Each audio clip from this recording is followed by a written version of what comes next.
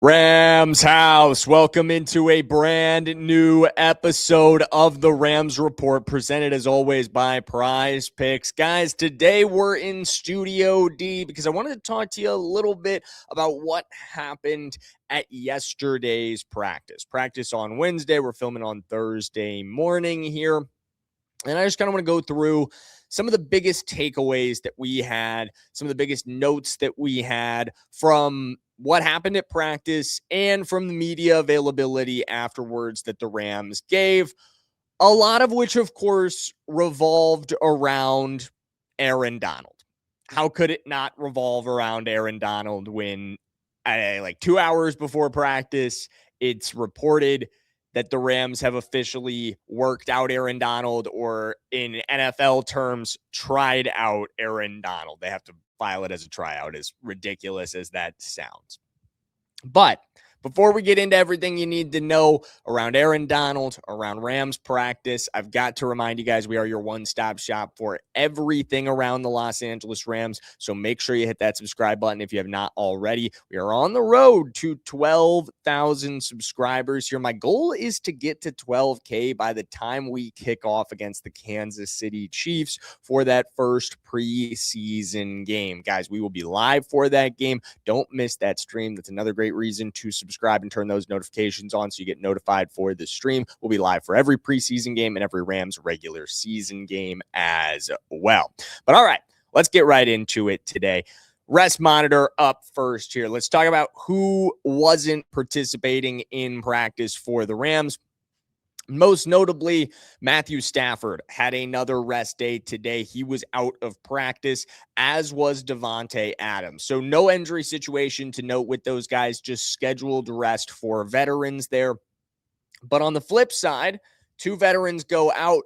We gain another one back. Myles Garrett had missed 4 consecutive practices for the Rams, but following the rest day on Tuesday, he returned on Wednesday and practiced in full capacity. So Myles Garrett was back in action. Stafford and Davante were out of action. Excuse me, let me sit up here.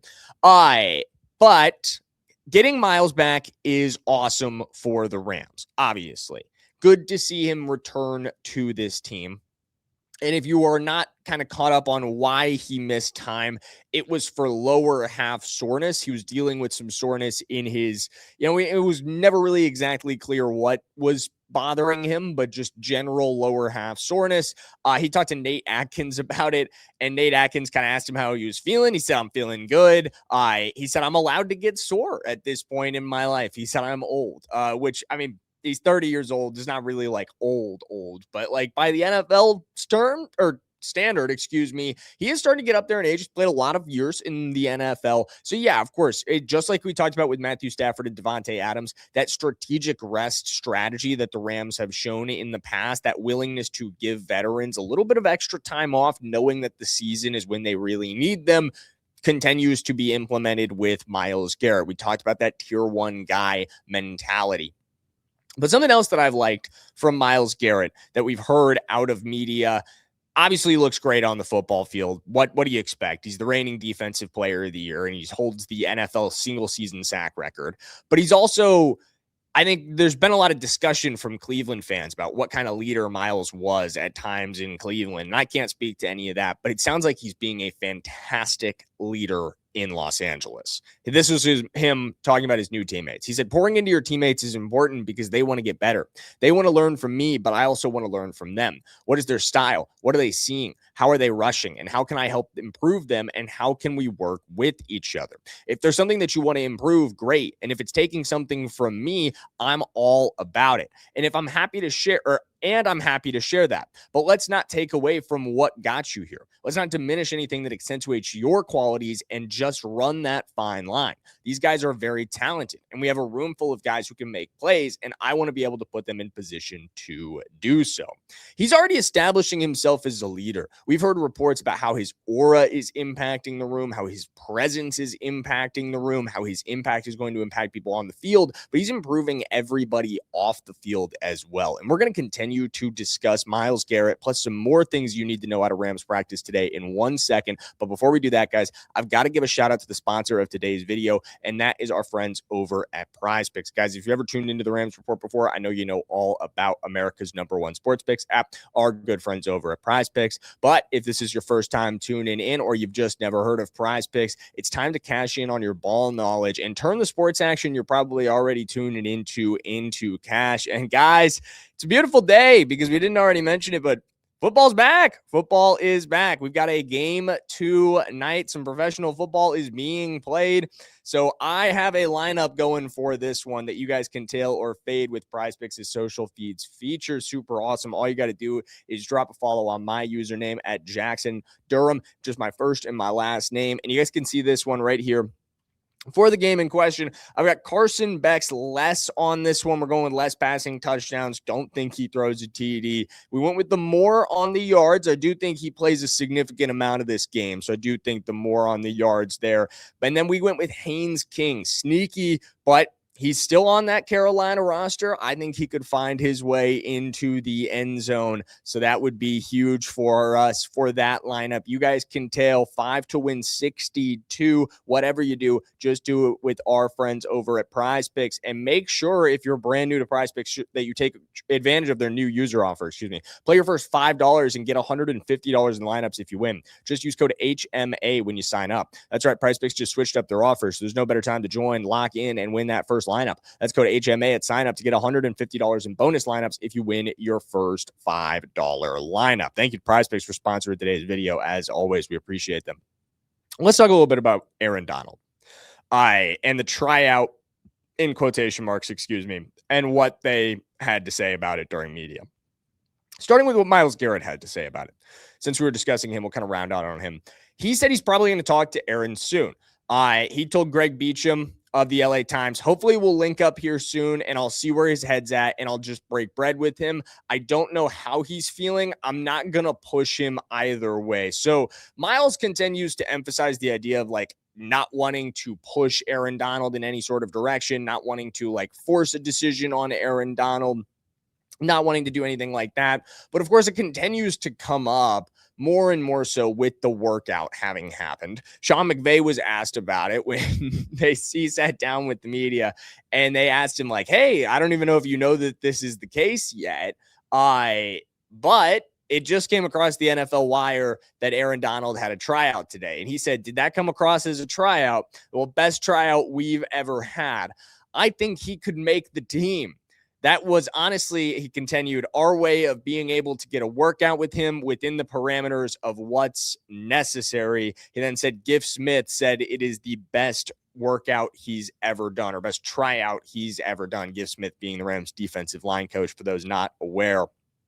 Chris Shula, defensive coordinator, sounded off on Aaron Donald as well, saying he looked really good during the tryout, that he looked good. And he's also kind of admitted that he has been thinking about the possibility of pairing him up with Myles Garrett. The buzz is in the air at Rams training camp around Aaron Donald, guys. It's been in the air the last couple of days, mostly I think around the media and around the fans. Of course, you're seeing all the Aaron Donald jerseys. You're seeing people with the Aaron Donald signs. People have Aaron Donald heads that they're wearing. I mean, it's all sorts of Aaron Donald craziness from that section for weeks at this point, for the entirety of training camp. But now that buzz is infecting the team as well. Like, they can't hide it anymore. All of these guys would be terrible poker players. None of them should quit their jobs in the NFL to go pursue professional poker because they just wouldn't be any good at it. They're not good liars. You know what I mean? They're not good at keeping this secret. Like, it feels like the worst kept secret in the entire NFL that Aaron Donald is coming back to the Rams. And every day it just feels like more stuff goes in that direction. Guys, it's a really fun time to be a Rams fan, but it's also just really funny to watch this whole thing play out and watch them kind of try to like dance around this. But anyway, I am sure we'll be talking Aaron Donald more on our show later today. So make sure you are subscribed if you want the latest on Aaron Donald. Make sure you hit that subscribe button. Make sure you ring that notification bell because we will have you covered. But let's switch gears here and let's talk about the QB competition as far as QB2 goes. Of course, there's no QB1 competition, but we do know it's Ty Simpson versus Stetson Bennett, that head-to-head competition there. And with Matthew Stafford having a day off, of course, it opens up all of the reps to go to those two guys. And it was a pretty rocky day for Stetson. I'm not going to lie, guys. And that's a bummer because Stetson had been playing at such a high level throughout training camp coming into this day. But today, I mean, everybody has days like this in every field. It just wasn't his day yesterday. He barely, overthrew Konate Mumpfield on a back corner shot on some red zone drills that they were doing. And this one was a near miss to some degree, but it's also one you've got to have. He lofts it up there. Mumpfield's won his route. He's got his man exactly where he needs to be. Everything is perfect here, except the ball is just a yard out of reach of Mumpfield. And I mean, like, that's a touchdown. If you don't do that, that ends up getting Sean McVay pretty fired up. And I think from one degree, he's excited about what he's seeing from Mumpfield, but that throw's got to be on target. That throw has got to be there. There was another play. He ended up getting intercepted by Quentin Lake on this one, and it felt like there was a miscommunication with Terrence Ferguson. Terrence Ferguson looks like he's going to run an out route. He runs basically to the sticks and turns, but Stetson Bennett throws a seam ball, essentially, thinking Terrence Ferguson is going to keep running up the seam, and he's already turned and broken out, and it's the easiest interception Quentin Lake had probably all training camp long because he just threw it right to him. Because Quentin Lake hadn't broken on that out route yet because he literally, the timing was off. It was clearly a miscommunication. I don't know who was in the wrong on that situation. It's possible Terrence Ferguson ran the wrong route. It's possible Stetson Bennett thought he was running a different route than he was, but clearly something was not right there. They were in a fumbled snap, which was then so he fumbles the snap on a bad exchange with the center, runs to go track it down, and then panic heaves it, and it nearly gets intercepted by Jalen McCullough. So, a lot of moments yesterday from Stetson Bennett where you were like, come on, man. Come on, 13. We're better than that. You know what I mean? We've seen you be better than this throughout training camp. And now, you're seeing some of these same snowball mistakes come up. And I feel like we've seen that from Stetson in his career before, where when one mistake comes, he ends up making multiple mistakes. What do you have? 5 interceptions in a preseason game 2 years ago? These moments have snowballed for him in the past. This is nothing new, but it's something you really need to see him nip in the bud. If there was ever a moment where he needed to come in and play, you cannot have that kind of event almost or situation mentality take you over in the midst of a game. Transitioning to Ty Simpson, who got the second team reps again today. Stetson ran with the first team. Ty ran with the second team. Just go with what he got. He had a pretty great throw. His best throw of the day easily was on a play action ball from under center, which he's still getting used to doing, by the way. Comes under center, goes play action, and hits Tyler Scott on an out route about 25 yards down the field. Really, really great ball from him. Liked to see that one. He had a sidearm to Jarquez Hunter. It was a decent completion. I will say he probably would have gotten sacked in real life. Pressure from Wesley Bailey was there in 2 seconds. And that seemed to be the case all day long. Undrafted free agent Wesley Bailey, he's making an impact, but it's tough to tell if he's making an impact because he's really good or if he's making an impact because the depth at offensive line, as far as Bryce Henderson goes, is really bad. I don't know. It's a debate there. I tweeted about that last night. One of those choose your path things. Is Wesley Bailey really good? Is our depth at offensive line really bad? I don't know, but he definitely would have had a sack on this play. But unless Ty Simpson could have made him miss, in which case he would have maybe figured something out there. I just barely overthrew Max Clare on a fade ball to the pylon when they were working red zone drills. I thought it was a nice ball, just a little bit out of reach, very similar to that thing with Konate Mumpfield when we were talking about his red zone drills for Stetson, excuse me. But we got to be on point in these moments in the red zone, especially. That's been an area of issue for the Rams in the past. So needs to be a place where we're executing at a really high level. I had a nice short out route to Mark Redmond, but not a lot of notes on Ty Simpson.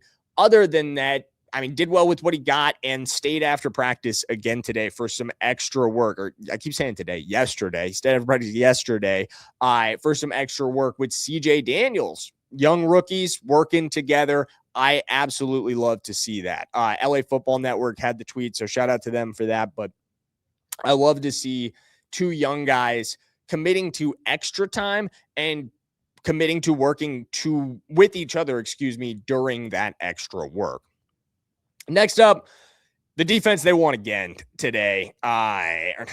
You did it again yesterday. The defense won again yesterday. Second practice in a row that the defense has really been dominant, that the defense has really come out ahead and felt like they were winning again. Wesley Bailey all over the field. Omar Speights had some really good plays. Puka Nacua did, obviously, you probably saw it. He came away with a unbelievable one-handed snag in the middle of the field. Just reached out and plucked it, being defended by Quentin Lake. It was a little bit ahead of him and almost out of his reach from Stetson Bennett. Not really the greatest throw, but Puka being Puka just adjusts to that and snatches it with one hand. So note for that for him. But Wesley Bailey was all over the field getting pressure. The whole defensive line was playing well, especially the second unit guys. They dominated the offensive second team, which, like, on some hands, like, it's great for them, but it's also kind of concerning for the depth at offensive line that they were getting dominated that much.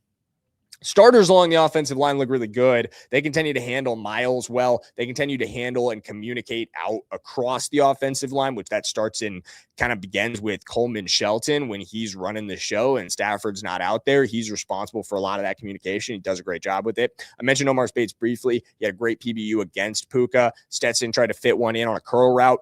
Omar right there gets his arm over the top, bats that ball down. Defense goes crazy. Everybody loved to see that. Him making a play against Puka Nacua. Puka very frustrated and kicked the ball afterwards.